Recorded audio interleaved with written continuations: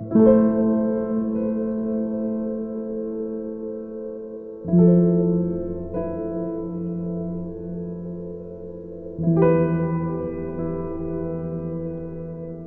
think it reflects the sentiments of a lot of us at this stage, not being absolutely sure what the heck happened, you know, and why some of the things that were done, in fact, were done. And those are questions that we want to hear some answers from Dr. Basran about tonight, and there are probably others who are in that loop, if you will, who will have to have answers as well. Why the decisions that were made.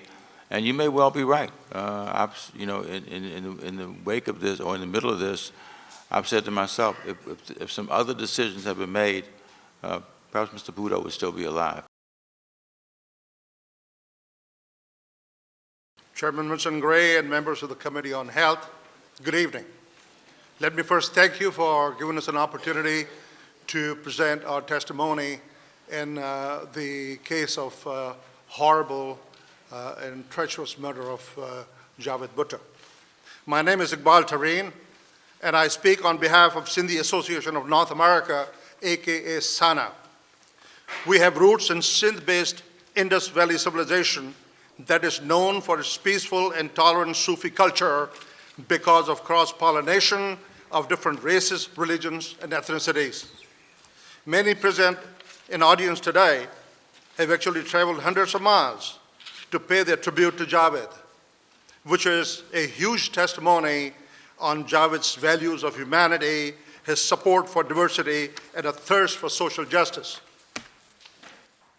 Jawaid worked as a mental health counselor at Welford Home Community, where he was loved and admired by his colleagues and residents whose lives he touched. We have always argued that the Department of Behavioral Health, St. Elizabeth Hospital, and their outpatient centers have not played their due role in monitoring the schizophrenic killer, Helman Jordan. It is painful to know that no one from authorities even attempted to reach out to Ms. Hudbai even after her husband was murdered. The U.S. Attorney Office released Helman into community on many conditions, including regular urine tests to be performed to detect intoxicants like marijuana. St. Elizabeth Hospital had stated that Helman was not using destabilizers such as marijuana, which could cause disastrous relapse.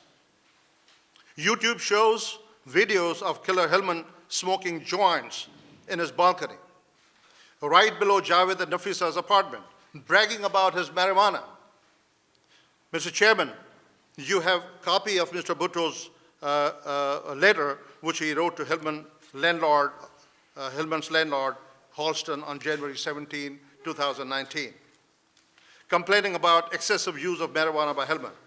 Had Halston informed Jawaid and Nafisa about Helman's insanity and previous killings, Jawaid would have never disclosed his identity in a complaint, and he would have still been alive today. Knowing Helman's previous history of murder in 1998 and an attempted murder at St. Elizabeth in 2005, the DBH still pushed him out of the hospital.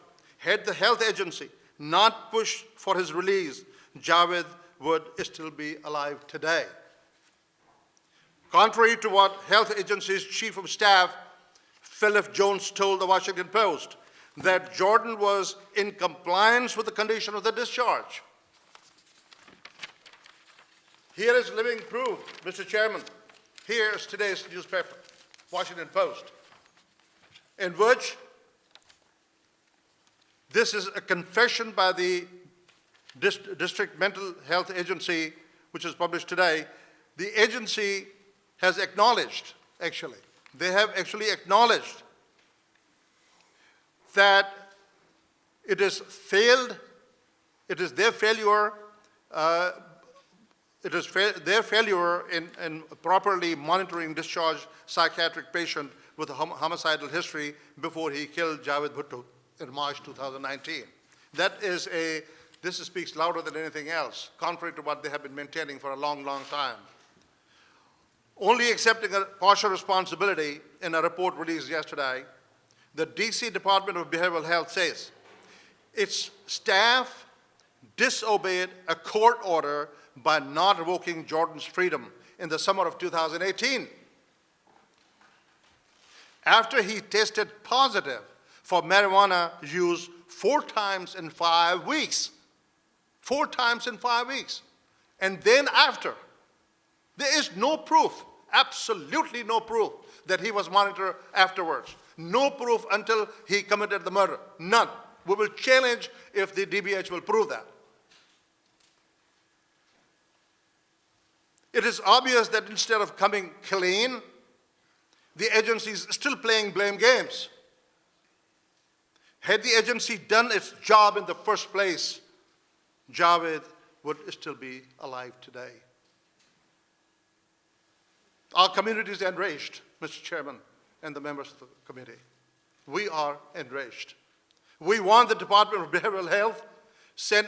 Elizabeth Hospital, the landlord, Hillman's family, and neighbors, absolutely, them too, because Hillman endangered somebody else's child, a rare son of our Indus Valley civilization, a rare son, a very exceptional person. We would like them to be held responsible for this willfully omission, and their act. Let me remind everybody, just please understand that their act of disregard and omission not only took the life of precious brother, innocent Jawaid Bhutto, but thousands are left mourning for him. He was a jewel. He was a jewel, rare jewel of a land that is called Sindh, a crucible of Indus Valley civilization. The man who lived his life for humanity, for justice, and for peace. This is too much to be tolerated. This is a true irony. And I hope this story of willful omission will be redressed and it'll be punished. Well, we want to see justice done as well, and we want to see a system that works so that people don't get turned back out to a community or communities and environments where they're not ready to be a part of. And there needs to be some explanations for that. They haven't been adequate to this point, in my opinion. So we hope to hear from Dr. Bazran around what it is that the Department of Behavioral Health should have done differently. All right, Dr. Bazran, you've been here all evening. You've heard a lot of the testimony that has been delivered by folks, and I hope you have a lot of answers. Okay. Don't know whether you will or you won't, but obviously we hope so. Absolutely. Okay. Good evening, Chair Gray, council members, and staff. I'm Barbara J. Bazran, the Director of the Department of Behavioral Health. I'd like to talk about the monitoring the release of Hillman Jordan. The committee is aware of the tragic incident involving Hillman Jordan, who was charged in March with killing his neighbor. I want to first take a moment to remember Mr. Jawaid Bhutto and extend my sympathies to his wife, family members, and members of his community. Hillman Jordan was conditionally released from St. Elizabeth's Hospital in 2015, where he had been treated for nearly 18 years after the D.C. Superior Court determined that he was not guilty by reason of insanity for murder and associated charges.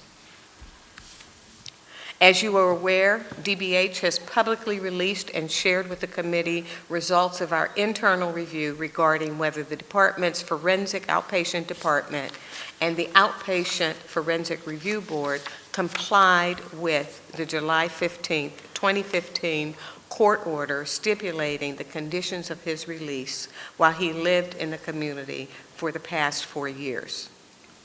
The FOPD and the Review Board are responsible for supervising individuals who are found not guilty by reason of insanity and released from St. Elizabeth's Hospital by order of the D.C. Superior Court to receive mental health services in the least restrictive alternative environment in the community. Hillman Jordan's July 15 court order established 19 conditions for release. The department's internal review found that the FOPD and the Review Board complied with 14 of the 19 requirements.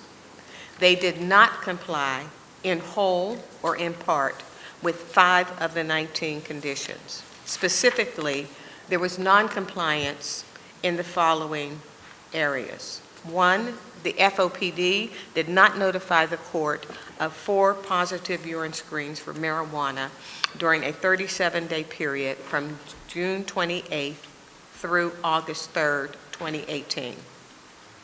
2, when the Review Board met on August 1, 2018 to review Mr. Jordan's treatment and decided to continue treatment in the community, it was unaware that his court order required mandatory return to the hospital for a positive urine screen. The FOPD did not ensure that Mr. Jordan's community-based mental health provider saw him 2 times per week for community support. 4th, the FOPD did not ensure that Mr. Jordan's community-based mental health provider submitted monthly reports. And lastly, the FOPD did not provide written notification to the court when there was a change in a community-based provider in February of 2017 and his case manager in November 18 and February 19. So, what corrective actions have I taken to address these issues? Number 1, we conducted a review of all 65 not guilty by reason of insanity active cases being monitored by the FOPD to ensure that all consumers are in full compliance with their court-ordered conditions of release. There are 5 cases, in addition to Mr. Jordan's case, where the court order required FOPD to immediately return the individuals to St. Elizabeth's Hospital for a positive drug or alcohol test. There is an additional 20 cases where the court order requires the FOPD to return the individual to St. Elizabeth for any violation of the condition of release, not specific to drugs or alcohol. During the review of these cases, FOPD found 1 case in which the court order contained ambiguous language on whether the FOPD had clinical discretion to manage violations of the consumer's condition of release. Specifically, 1 provision of the court order granted FOPD the authority, while another provision appeared to require the consumer's return. In this particular case, the consumer admitted to using alcohol in violation of his court order in April of 2019. FOPD subsequently transferred this individual to a new community-based provider where he has received appropriate treatment and therapy and has not relapsed since. In light of the ambiguity, however, FOPD submitted a letter to D.C. Superior Court dated October 4th describing the facts and circumstances concerning this individual, including the prior relapse. This individual's original offenses were unarmed carjacking, reckless driving, and destruction of property, and simple assault. The second thing that we've done is I have replaced the chair of the Outpatient Forensic Review Board and added a forensic psychiatrist to make sure that we have an expert on the committee. We have instituted supervised urine collection to ensure the integrity of the results.